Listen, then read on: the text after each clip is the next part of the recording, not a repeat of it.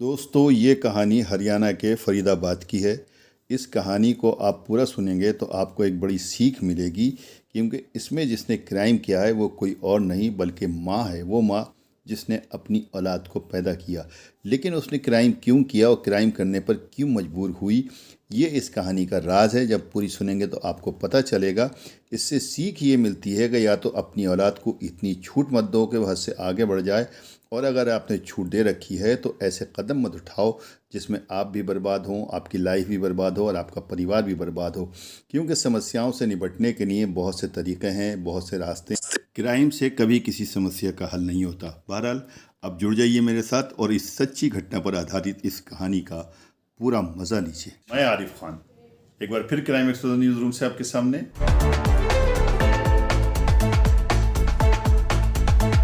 फरीदाबाद में एक थाना है सूरजकुंड, जो सेक्टर 46 में आता है। इसी थाने के चौकी प्रभारी सोहनपाल अपनी टीम के साथ रात की गश्त पर निकलने ही वाले थे कि तभी पुलिस कंट्रोल रूम से कॉल आ गया।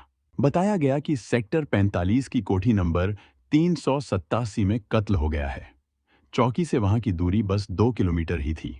सोहनपाल बिना वक्त गवाए टीम के साथ निकले और महज 10 मिनट में घटनास्थल पर पहुंच गए। मामला लूटपाट का लग रहा था। ऐसा लग रहा था जैसे हत्यारे घर में चोरी के इरादे से घुसे हों और विरोध करने पर लड़की की हत्या कर भाग निकले हों। पुलिस को इस वारदात की खबर कोठी की मालकिन पुष्पा ने दी थी। पुष्पा के मुताबिक उसका पति सुरेंद्र कोहली और 12 साल का बेटा नितिन कोहली एक दिन पहले ही उसकी बीमार मां को देखने बठिंडा, पंजाब गए थे। पुष्पा ने बताया कि बीती रात करीब 9:45 बजे 2 औरतें बुर्का पहनकर आईं। उसने किरण से उनके बारे में पूछा तो किरण ने बताया कि वे उसकी जान पहचान की हैं। पुष्पा के मुताबिक कुछ देर बाद किरण एक गिलास पानी लेकर उसके कमरे में आई। उसने थोड़ी देर पहले ही खाना खाया था, इसलिए सिर्फ पानी पीकर गिलास मेज पर रख दिया। इसके बाद उसे कुछ याद नहीं कि वह बेहोश हो गई थी या फिर सो गई थी। पुष्पा के मुताबिक देर रात करीब 2 बजे जब उसकी नींद खुली तो उसने खुद को चारपाई पर बंधा हुआ पाया। उसके दोनों हाथ पैर दुपट्टे से बंधे थे और मुंह में कपड़ा ठूंसा हुआ था। घबराहट में उसने जैसे तैसे बेड पर पड़ा फोन उठाया और सबसे पहले किरण को कॉल किया, लेकिन उसने फोन नहीं उठाया। फिर पुष्पा ने अपनी नौकरानी सपना के पति अजीत का नंबर मिलाया। नंबर तो लग गया, लेकिन मुंह में कपड़ा ठूंसा होने की वजह से वह कुछ बोल नहीं पाई। कोई चारा न देख वह घिसटते घिसटते कमरे के दरवाजे तक पहुंची और दोनों पैरों से जोर जोर से दरवाजा पीटने लगी। दरवाजा पीटने की आवाज सुनकर किराएदार राजेश सिंह नीचे आया। उसने बाहर से दरवाजा खोला और फौरन पुष्पा के हाथ पैर खोल दिए। तभी तक नौकरानी सपना और उसका पति अजीत भी वहां पहुंच गए थे। पुष्पा ने घबराते हुए किरण के बारे में पूछा। इस पर राजेश सिंह ने कहा, वह अपने कमरे में सो रही होगी। लेकिन जब सब लोग किरण के कमरे में पहुंचे तो वहां का मंजर दिल दहला देने वाला था। किरण बिस्तर पर मरी पड़ी थी। किसी ने उसका गला काटकर बेरहमी से हत्या कर दी थी। पूरा बिस्तर खून में डूबा हुआ था और अलमारी का सामान बिखरा पड़ा था। यह सब देखकर पुष्पा के होश उड़ गए और उसने तुरंत पुलिस को सूचना दी। पुलिस ने पुष्पा से उसके पति सुरेंद्र कोहली का नंबर लेकर तुरंत उन्हें फोन किया और इस दर्दनाक हादसे की जानकारी दी। साथ ही उन्हें फौरन फरीदाबाद पहुंचने के लिए कहा।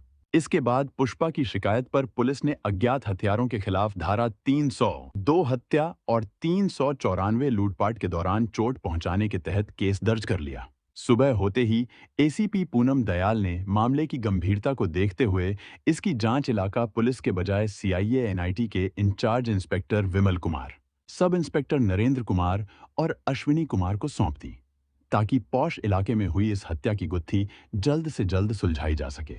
प्राथमिक कार्रवाई के बाद पुलिस ने किरण की लाश को पोस्टमार्टम के लिए अस्पताल भिजवा दिया। रिपोर्ट में सामने आया कि उसकी मौत सांस नली कट जाने की वजह से हुई थी। पुलिस की पूछताछ और छानबीन में पता चला कि मृतका किरण के पिता सुरेंद्र कोहली कई साल पहले पंजाब से आकर फरीदाबाद में बस गए थे। यहाँ सेक्टर 28 में उनका बिल्डिंग मटेरियल का कारोबार था। सुरेंद्र कोहली की शादी 1989 में बठिंडा, पंजाब की पुष्पा कोहली से हुई थी। शादी के बाद उनके घर में किरण का जन्म हुआ, जिसे घर में सब प्यार से गुड़िया कहकर बुलाते थे। किरण के जन्म के 11 साल बाद उनके घर में बेटा हुआ, जिसका नाम नितिन रखा गया। 12 साल का नितिन फरीदाबाद के एक नामी स्कूल में 7वीं कक्षा में पढ़ रहा था। पुष्पा कोहली घरेलू महिला थी और घर पर रहकर परिवार और बच्चों की देखभाल करती थी। इस बीच किरण अब जवान हो चुकी थी। किरण पर कभी भी घर की तरफ से कोई सख्त पाबंदियां नहीं थीं, इसलिए वो बचपन से ही फैशनेबल और आजाद ख्याल की लड़की थी। इसी वजह से उसने अपने परिवार की मर्जी के खिलाफ जाकर एक दूसरे धर्म के लड़के रंजीत त्रिपाठी से प्रेम विवाह कर लिया। रंजीत गांव लकड़पुर जिला फरीदाबाद का रहने वाला था। शादी के बाद किरण अपने घर से अलग होकर रंजीत के साथ दिल्ली के सरिता विहार के पास मदनपुर खादर में किराए के मकान में रहने लगी। जब किरण और रंजीत घर से अलग हुए तो उन्हें जिंदगी की असली मुश्किलों का सामना करना पड़ा। खर्चा चलाने के लिए दोनों ने अलग अलग प्राइवेट कंपनियों में नौकरी कर ली। किरण ने एक रियल एस्टेट कंपनी में काम करना शुरू किया, जिसके मालिक का नाम महफूज आलम था। कंपनी का ऑफिस कालिंदी कुंज में था, जो मदनपुर खादर के पास ही था, इसलिए किरण को ऑफिस आने जाने में कोई दिक्कत नहीं होती थी। काम के दौरान महफूज आलम को किरण पर भरोसा होने लगा। उसकी मेहनत देखकर महफूज उसे अच्छी सैलरी के साथ साथ हर सौदे में अच्छा कमीशन भी देने लगा। धीरे धीरे किरण ने काफी पैसा जमा कर लिया था। जब जरूरत से ज्यादा पैसा मिलने लगे तो कुछ लोग राह से भटक जाते हैं। किरण के साथ भी ऐसा ही हुआ। आमदनी बढ़ी तो उसने शराब पीकर देर रात घर आना शुरू कर दिया। रंजीत को यह बात ठीक नहीं लगी, इसलिए उसने किरण की मां पुष्पा कोहली को इस बारे में बताया। मां ने समझाने की बहुत कोशिश की, लेकिन किरण पर इसका कोई असर नहीं हुआ। उसकी आदतें और दिनचर्या वैसी ही बनी रहीं। इसका नतीजा यह हुआ कि पति पत्नी के बीच झगड़े बढ़ने लगे। इस बात को लेकर कई बार रंजीत और किरण में जोरदार बहस हुई। जब हालात ज्यादा बिगड़ गए तो 27 जून 2013 को किरण ने रंजीत को छोड़ दिया और फरीदाबाद में अपनी मां के पास आकर रहने लगी। घर लौटने के बाद किरण की आदतें और बिगड़ गईं। अब वो नाइट क्लब में शराब पीकर देर रात घर आने लगी। जब घर वाले इस पर सवाल करते तो वो गाली गलौज और मारपीट तक करने लगती। उसकी हाई प्रोफाइल लाइफस्टाइल कोहली परिवार के लिए बदनामी की वजह बन रही थी। एक तो शादी के बाद भी बेटी मायके में रह रही थी, ऊपर से उसकी ये हरकतें मां पुष्पा कोहली के लिए परेशानी का कारण बन गईं। वो हर वक्त तनाव में रहने लगी और समझ नहीं पा रही थी कि इसका हल कैसे निकाले। इसी बीच किरण की हत्या हो गई। इंस्पेक्टर विमल कुमार ने अपनी टीम के साथ घटनास्थल का बारीकी से मुआयना किया तो पाया कि पुष्पा कोहली की रिपोर्ट और मौके पर मिले सबूतों में काफी गड़बड़ियां थीं। इसी शक के आधार पर उन्होंने सुरेंद्र कोहली के किराएदार राजेश सिंह, नौकरानी सपना और उसके पति अजीत से अलग अलग पूछताछ की। को आपस में मिलाया गया तो कई बातें संदिग्ध लगीं। सबसे बड़ी बात यह थी कि किरण ने बिना मांगे अपनी मां को पानी क्यों दिया और पुष्पा ने वो पानी बिना किसी शक के क्यों पी लिया। इंस्पेक्टर विमल कुमार ने गिलास में बचे पानी को सूंघा, लेकिन उसमें कोई गंध नहीं थी। फिर भी एहतियातन पानी और गिलास को जांच के लिए लैब भेज दिया। दूसरी बात, जब पुष्पा से बुर्का पहनकर आई औरतों की शक्ल सूरत और आवाज के बारे में पूछा गया तो वह कोई साफ जवाब नहीं दे सकी। शक और गहरा हुआ तो पुलिस ने पुष्पा कोहली का मोबाइल सर्विलांस पर ले लिया और पिछले 6 महीनों की कॉल डिटेल निकलवाई। इस बीच पुष्पा का पति सुरेंद्र कोहली, बेटा नितिन और कुछ रिश्तेदार भी पहुंच गए। माहौल गमगीन था, इसलिए पुलिस पुष्पा से सख्ती से पूछताछ नहीं कर सकती थी। किरण की अंत्येष्टि के लिए उसकी नानी भी आई थी। इंस्पेक्टर विमल कुमार ने नानी से बातचीत की तो पता चला कि वो बिल्कुल स्वस्थ थी, जबकि पुष्पा ने पति और बेटे को बठिंडा भेजने के लिए अपनी मां को अस्वस्थ बताया था। अब पुलिस का शक और गहरा हो गया कि कहीं ये सब पहले से सोची समझी साजिश तो नहीं थी। पूछताछ के दौरान बार बार महफूज आलम का नाम सामने आ रहा था। जब पुष्पा ने बुर्के वाली औरतों का जिक्र किया तो पुलिस का शक महफूज पर गहरा गया, लेकिन जब पुलिस ने उससे सख्ती से पूछताछ की तो उसने साफ कहा कि उसका इस मामले से कोई लेना देना नहीं है। हाँ, उसने यह जरूर माना कि किरण उसके यहाँ काम करती थी और उसे अच्छी तनख्वाह मिलती थी। अब पुलिस ने पुष्पा के मोबाइल की कॉल डिटेल्स निकाली तो उसमें एक ऐसा नंबर मिला जिस पर पुष्पा हफ्ते में 2-3 बार बात करती थी। नंबर पंजाब का था। जब पुलिस ने इसके बारे में पूछा तो पुष्पा ने बताया कि यह उसके मुंह बोले चाचा का नंबर है जो पंजाब में रहता है, लेकिन पुलिस को संदेह था कि यह नंबर सिर्फ एक बहाना हो सकता है। घटना वाली रात पुष्पा के मोबाइल पर कुल 3 कॉल्स आईं और गईं। पहली कॉल रात 8-9 बजे के बीच आई थी, लेकिन वह मिस्ड कॉल थी। इसके बाद पुष्पा ने रात करीब 10 बजे उसी नंबर पर मिस्ड कॉल दी। तीसरी और आखिरी कॉल उसकी नौकरानी सपना के मोबाइल से आई थी, जिसे रिसीव किया गया था। अब पुलिस ने उस नंबर पर कॉल करने की कोशिश की, लेकिन वह लगातार बंद मिल रहा था। इससे पुलिस का शक और बढ़ गया। पुलिस ने जब उस नंबर की गहराई से जांच की तो पता चला कि वह सिम पंजाब में किसी नकली आईडी और फर्जी पते पर खरीदी गई थी। लेकिन चौंकाने वाली बात यह थी कि जिस रात हत्या हुई, उस नंबर की लोकेशन सेक्टर 45 और उसके आसपास ही ट्रेस हुई थी। इससे पुलिस का शक पूरी तरह पुष्पा कोहली पर टिक गया। अब पुलिस को पुष्पा के खिलाफ और सबूत जुटाने थे ताकि मामला पूरी तरह साफ हो सके।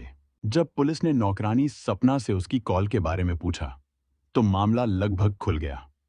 दरअसल घटना वाली रात सपना ने घर के बाहर एक वैगनार कार खड़ी देखी थी। उसे शक हुआ, इसलिए उसने पुष्पा को फोन करके पूछा कि क्या कोई मेहमान आया है। पुलिस को दिए गए बयान में पुष्पा ने बताया था कि वह उस वक्त बेहोश थी, लेकिन सपना की कॉल उसने खुद रिसीव की थी। यही गलती उसके लिए मुसीबत बन गई, क्योंकि सपना ने यह बात पुलिस को बता दी। अब पुलिस के पास साफ साफ सबूत थे कि पुष्पा झूठ बोल रही थी। जब सख्ती से पूछताछ की गई, तो उसने कबूल कर लिया कि किरण की हरकतों से वह बहुत परेशान हो चुकी थी। उसकी बदनामी और बुरी आदतों की वजह से पुष्पा मानसिक तनाव में रहने लगी थी। आखिरकार इस तनाव ने उसे इतना बड़ा कदम उठाने पर मजबूर कर दिया। अपनी इस परेशानी से छुटकारा पाने के लिए पुष्पा कोहली ने अपने गांव के मुंह बोले चाचा हवलदार कुलविंदर सिंह को बुलाया, जो जालंधर के कैंट थाने में तैनात था। उसने कुलविंदर को फरीदाबाद आने के लिए कहा और एक खतरनाक साजिश रची।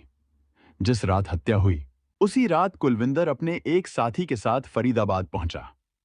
रात के अंधेरे में दोनों ने घर में घुसकर किरण का गला रेत दिया और बेरहमी से उसकी हत्या कर दी। इस काम के बदले पुष्पा ने कुलविंदर को 1 लाख रुपए और सोने के कुछ गहने दिए, जिसे लेकर वह उसी रात पंजाब लौट गया। पुलिस ने पुष्पा कोहली के कबूलनामे के बाद इस मामले में धारा 302 हत्या, 394 यानी लूट के साथ साथ धारा 34 यानी साजिश में शामिल अन्य लोगों पर कार्रवाई भी जोड़ दी। यह मामला 2014 से लेकर 2018 तक कोर्ट में चला। 20 फरवरी 2018 को अदालत ने पुष्पा और पंजाब पुलिस के पूर्व हवलदार कुलविंदर को दोषी करार दिया और उन्हें आजीवन कारावास की सजा सुनाई। तो दोस्तों, सच्ची घटना पर आधारित ये कहानी सुनकर आपको ज़रूर इस बात का एहसास हुआ होगा कि किसी भी समस्या का हल कोई क्राइम नहीं है। हाँ, यदि कोई समस्या किसी के साथ भी उत्पन्न हो सकती है तो उसका समाधान बैठकर आसानी से बिना गुस्से के ठंडे दिमाग से तलाश किया जा सकता है, न कि कोई क्राइम का सहारा लेके। जिस तरह से इस माँ का हाल हुआ, इसने क्राइम का सहारा लिया, उसी तरह से ऐसी कहानियों के अंजाम होते हैं। इसलिए दोस्तों, हमेशा बचना चाहिए, क्राइम करने से बचना चाहिए। ऐसी घटनाओं से निपटने के लिए, ऐसी समस्याओं से निपटने के लिए ज़रूर अपने बुज़ुर्गों का, दोस्तों का सहारा लेना चाहिए। वीडियो अगर पसंद आई हो तो लाइक कीजिए, शेयर कीजिए, चैनल को सब्सक्राइब कीजिए और बेल आइकन ज़रूर दबाइए ताकि डायरेक्ट नोटिफिकेशंस आप तक